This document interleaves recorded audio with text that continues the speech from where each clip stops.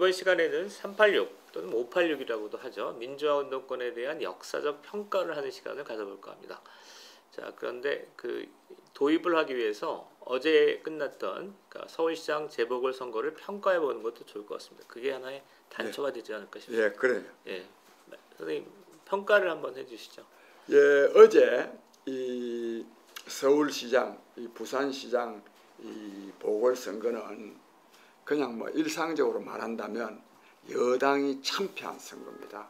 여당이 지난 4.15 총선 때는 야당이 참패했는데 어제 이 서울시장, 부산시장 선거는 비록 대도시이긴 하지만 두 도시의 선거였지만은 그러나 사실 이거는 뭐 대한민국 선거였습니다. 그래서 참패인데 이거는 여당의 참패를 넘어서 제가 생각할 때는 문재인 정권의 저는 몰락해 가는 시작이라고 저는 생각합니다. 문재인 정권은 어떤 정권이냐? 이른바 옛날에는 386 그랬는데 요즘은 이 사람들이 나이가 먹어가지고 586 주사파 운동권 정권이 문재인 정권인데 이 정권이 시대착오적인 말하자면 이 평등이나 뭐 빈곤 정의한다거나 또는 뭐 노동 존중이니 이래 하면서 시대착오적인 사회주의 지향성의 정책을 계속 구사해 왔고 또 여기 특히 우리가 주목하지 않을 수 없는 것은 친북 저자세 정책을 이렇게 구사해 왔는데 이것이 단순히 어떤 사회주의성만이 아니라 굉장히 이기심, 탐욕에 기초한 말하자면 자기네들한테 이익되는 것은 옳고 안 그런 것은 나쁘고 하는 즉 내로남불을 즉 위선을 계속 나타내 보인 이런 정권이었습니다. 이런 어떤 이 정치 행태, 즉 586 주사파 정권의 이런 국정 운영, 정치 행태에 대한 국민적 심판이 엄중하게 이루어짐으로써 586 운동권 말하자면 문재인 정권의 나는 정권이 몰락해가는 중대한 역사적 분수령이 되지 않을까 저는 그렇게 봅니다. 그러니까 문재인 정권 이번에 선거 결과를 좌우했던 특징 중에 하나는 20대의 대거 투표 참여와 그다음에 20표가 상당한 정도로 이제 문재인 정권을 응징한 걸로 볼 수 있는데 그리고 그 세대가 이제 올라오면서 그러니까 문재인 정권 또는 386 정권이 퇴출된다. 뭐 이런 시나리오를 생각할 수 있는데 제가 볼 때는 한 세 가지 정도 이슈가 있지 않을까 싶습니다. 하나는 젠더 이슈, 그다음에 북한 문제, 그다음에 평등 문제가 아닐까 싶은데요. 각각을 좀 얘기해 보시면 어떨까 싶은데 그 20대 투표 상황에 대해서 한번 의견을 주시죠. 내가 20대? 내가 그러면 요 말을 하고 우리 민 소장이 좀 말씀하세요. 그 이건 물론 20대가요. 그 굉장히 이분이 선거의 결과 표심에 대해서 굉장히 언론에 클로즈업 되고 있습니다. 근데 이거는 20대가 20대만이 아니지 20대 30대만이가 말하자면 이 문재인 정권의 오히려 튼튼한 기반이었어요. 상당히 이른바 진보 성향. 그랬는데 이번에는 20대가 반란을 일으키는데 가히 혁명적 반란을 일으켜봤어요. 어느 정도가 아니에요 이게. 뭐 60대 40이 아니라 70대 20이 돼본 거예요. 70대. 혁명적. 그렇긴 하지만 그러면 이번 선거가 20대의 반란만이냐? 아니에요. 전 계층이 다 그래요. 정도의 차이는 좀 있지만 심지어는 진짜 콘크리트 지지층이라고 했던 40대조차도 불과 차이가 2, 3%밖에 안 됩니다. 같아 버렸어요. 그러니까 그만큼 20대의 반란이 강조돼야 되긴 하지만 다른 계층은 안 그랬는 데가 아니라 다른 계층들도 굉장히 문재인 정권을 반대했어요. 그러니까 이번 선거의 특징을 두 가지로 볼 수 있다고 보는데 하나는 전 계급 계층 또는 전 세대가 문재인 정권을 고립시키면서 문재인 정권을 완전 폭망시키는 거냐 이것도 있지만 오늘 주제 중에 하나는 그러니까 문재인 정권의 골간이 주사파 또는 386 정권이었는데 이거를 밑에서부터 누가 치고 올라와야 되잖아요. 그런 면에서 20대 남자들이 특별하게 어떤 기존 질서를 무너뜨리는 거냐 해서 후자에 참고했으면 하는 예, 거죠. 그게요. 네, 그래서 내가 아까 이제 이 표심은 드러난 표는 전 계층이 그렇다 그러지만은 예. 그러나 20대의 이 반란이라 합시다. 예. 반란이 굉장히 중대한 의미를 지니고 있어요. 예. 왜냐하면 하나는 이 20대 40 젊은 층이 절대로 국민의힘을 지지하는 일은 없을 것이다. 특히 보수 또 꼰대 이미지. 그래서 좀 싫더라도 문재인 정권 지지할 수밖에 없을 것이다. 이런 게 꽉 잠재되어 있습니다. 또 언론도 계속 그렇게 보도해왔고 또 뭐 심지어는 국민의힘 쪽에서도 그걸 또 인정했어요. 젊은 사람들 저거는 우리 표 안 된다. 심지어는 막 날씨 좋아가지고 막 많이 놀러 많이 갈수록 가면 갈수록 우리한테 이익이다. 이렇게 생각할 정도였는데 이 모든 그를 확 뒤벼버렸어요. 그래서 방금 말씀한 대로 20대가 했던 이 반란한 거는 굉장히 중요한 의미가 있고 특히 요거는 좀 너무 좀 상투적인 말이지만 어쨌든지 20대 30대가 이 나라를 위해서 중요한 사람들 아니에요. 내일의 주인이니까 또 오늘도 주인이고 그런 점에서 나는 20대 30대의 이 문재인 정권이 잘하는데도 뭐 반대해서 뭐 이건 안 좋은 거지. 문재인 정권이 잘못하는 것을 제대로 직시하고 여기에 대해서 엄중한 반기를 들은 것은 정말 나라의 장래를 위해서 굉장히 바람직스럽다, 희망적이다 이렇게 생각합니다. 20대 반란에서 제가 볼 때 어떤 고용 문제랄지 정규직 임국공 사태랄지 그다음에 LH 사건 같은 거는 뭐 당연히 그냥 받아들일 수 있는 거라고 생각해요. 그런데 좀 아주 20대에서 특별한 거는 남자하고 여자의 투표 차이라고 생각합니다. 20대 남자가 75대 22 정도였기 때문에 이거는 60대의 득표율과 비슷합니다. 근데 여자는 그러니까 44대 40 뭐 이런 정도로 때문에 박영선 후보를 강력히 지지한 걸로 돼 있거든요. 이 남녀 차이가 그러니까 20대의 어떤 의식 구조를 이해하는 데 도움이 되지 않을까 싶은데 선생님은 어떻게 생각하십니까? 그렇죠. 그거는 나도 내가 또 세대 차도 많이 나고 해서 정확하게 알기는 어렵지만 그래도 내가 좀 말을 한다면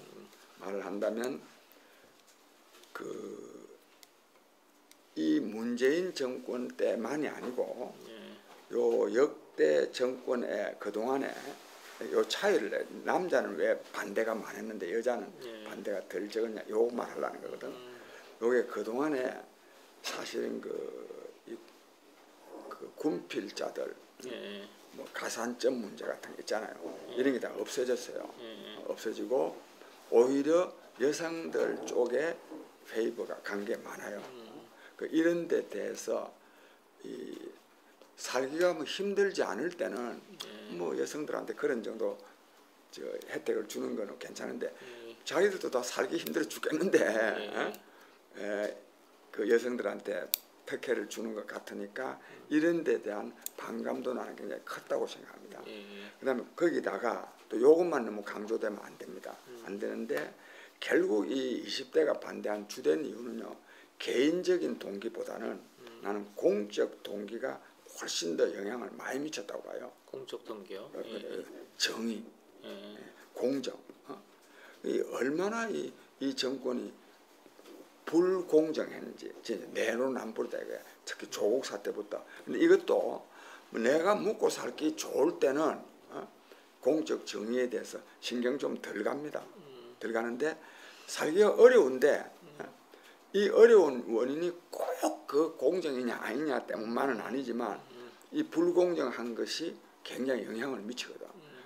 그것도 내가 취업을 하는데 꼭 불공정해서만 내가 취업이 안 된 건 아니라 하더라도 내가 취업이 잘 안 돼서 고생을 하면 불공정한 것이 눈에 보일 때는 분노하게 돼 있지. 난 이런 점에서 이번에 남성들 20대의 남성의 반기는 정확하게는 72.5%더라고. 지지는 22.2%고. 이거는 압도적입니다. 압도적으로 그런 조금 전에 말한 이런 것들이 그러니까 이 개인적으로 우리 남자들이 여자들에 비해서 피해 본다 이것도 있지만 그것보다는 더 이 공정이라든지 정의라는 문제에 있어서 그다음 또 거짓말 이 정권이 아무리 봐도 거짓말 정권이거든요. 아닙니다. 그렇게 설명이 안 됩니다. 왜냐하면 20대 전체가 비슷한 득표율을 보였다면 그러니까 공정과 정의라는 남녀를 뛰어넘는 모든 사람들에 대한 이슈가 영향을 미쳤다고 볼 수 있는데 지금 이거는 뭐 어떤 논문에 나올 법한 차이거든요. 그러니까 남자들은 72.5%를 어떤 오세훈 후보에게 던지고 그다음에 반면에 여자들은 그러지 않았다는 거 이거 특별한 분석이 필요한 것 같은데 젠더 문제가. 그런데 그렇다 하더라도 그 여성들도 내가 조금 전에 말한 이런 많이 줄어졌잖아요. 근데 전에 통계는 모르겠는데 전에는 아마 현재 야당을 지지하는 것이 한 20% 정도 될 거고 저쪽을 지금의 여당 민주당을 지지하는 게 뭐 75%는 안 됐겠어요. 이게 이렇게 바뀐 것도 여성들이 무슨 뭐 이 정권한테서부터 꼭 피해를 입었다기보다도 어떤 공적 정의 있잖아요. 누구나 다 인간은 한편으로는 이기적인 동물이기도 하지만 또 다른 한편으로는 사회적 동물로서 대의를 무엇이 옳고 그른가 하는 것을 나는 판단하기 때문에 그런 결과가 아닐까 싶습니다. 제가 이거는 조금 그러니까 제가 볼 때는 좀 약간은 예민하게 논의를 진행하는 것도 괜찮은 것 같아서 그러니까 20대 여자들은 이 결과만 보면 공적 제의를 부정한 거죠. 그러니까 다 부정한 건 아니지. 44%가 부정했고 나머지 야당을 지지한 사람들 있잖아요. 그 사람들은 공적 정의를 지지한 거지. 판단의 기준이 된 거지. 이 여성 전체를 한 사람으로 판단하면 안 되지. 수백만 명이 아니에요.